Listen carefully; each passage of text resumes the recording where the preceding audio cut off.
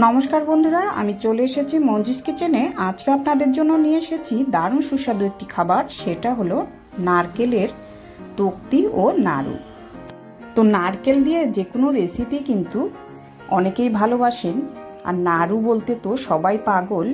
তো এই নাড়ুটি আমি একটু অন্যরকম করে বানিয়েছি, তো খেতে কিন্তু দুর্দান্ত হয়েছে, একদম সবার মুখে লেগে থাকার মতো। তো দেখতে থাকুন পুরো ভিডিওটি।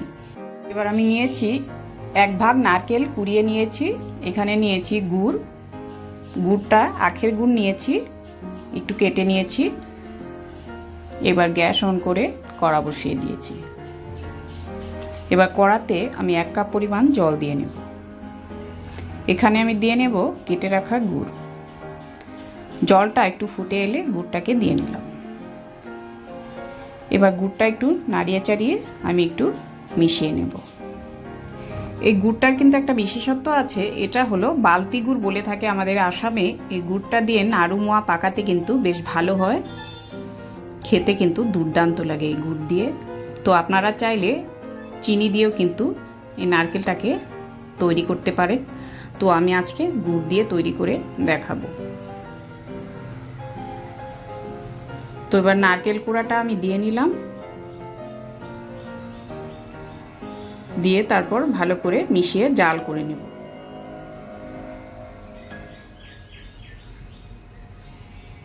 এবার 20 সেকেন্ড অন্তর অন্তর একটু নাড়াচাড়া করে করে কিন্তু আমাদের হাই ফ্লেমে ভালো করে এই নারকেল কোড়াটাকে একটু ভালো করে গুড়ের সমেত একটু ভালো করে জাল করে নিতে হবে। তো আমার দেখতেই পাচ্ছেন 5 থেকে 7 মিনিট একটু ভালো করে জাল করে নিয়ে আমি জলটা কিন্তু শুকিয়ে নিলাম। এবার প্রায় হয়েই এসছে আমার। এই পর্যায়ে একটু কড়ার চারপাশে একটু ঘষে ঘষে কিন্তু হাতার পিঠটা দিয়ে ডলে ডলে তারপর এভাবে করে পুরটাকে তৈরি করতে হবে। তো আমার পাকটা প্রায় হয়েই এসছে। এ পর্যায়ে আমি গ্যাসের ফ্লেমটাকে একদম লোতে করে এবার একটা উপকরণ মিশিয়ে নেব।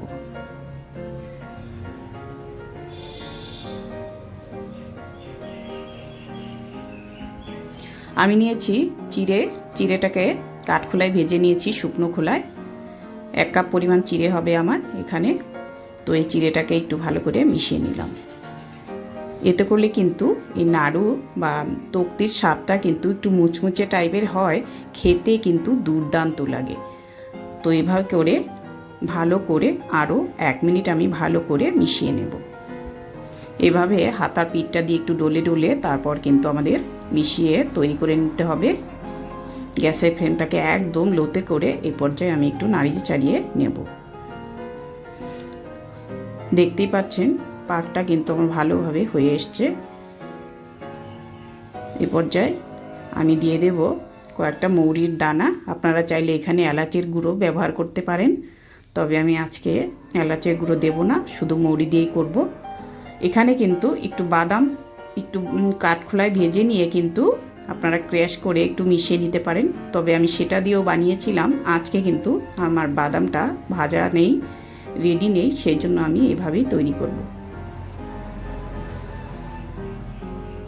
তো হয়ে গেছে, আমি এবার নামিয়ে নেব। আমি একটা কাঁসার থালার মধ্যে একটু তেল মাখিয়ে নিলাম।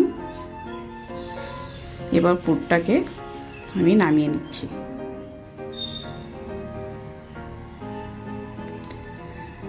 এবার পুরটাকে কিন্তু আমি একটু শক্ত করে টাইট করে জাল করে নিয়েছি।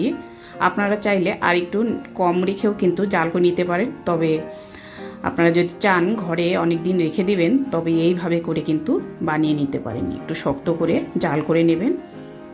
এবার আমি একটু সর্ষের তেল হাতের তালুতে মেখে তারপর হাতের তালুটার মধ্যে আমি একটু গোল করে বলের আকার করে বানিয়ে নিচ্ছি। এবার আরও একটা শেপ দিয়ে নিচ্ছি, দেখুন তক্তির আকার করে নিচ্ছি। এভাবে করেও কিন্তু বানিয়ে নিতে পারেন। তো আপনারা যে শেপের বানিয়ে ভালোবাসেন সেটাকে করেই বানিয়ে নেবেন। তো গরম থাকতে থাকতেই কিন্তু এই মিশ্রণটাকে পুরটাকে একটু রেডি করে নিতে হবে। তো বন্ধুরা, এইভাবে করে আমি বানিয়ে নিলাম সমস্ত তক্তি ও নাড়ু রেসিপি। আপনাদের ভিডিওটি কেমন লাগলো? তো ভালো লাগলে একটি লাইক করবেন। তো বন্ধুরা, আপনারা কেউ বা আমার চ্যানেলে নতুন বন্ধু হয়ে থাকলে চ্যানেলটিকে সাবস্ক্রাইব করে পাশে থাকা বেল বাটনটি অন করে নিন, তাহলে আমার দেওয়া রেসিপিগুলো আপনাদের সামনে পৌঁছে যাবে। তো এভাবেই পাশে থাকুন, ভালো থাকুন, সুস্থ থাকুন, দেখতে থাকুন মঞ্জিস কিচেন।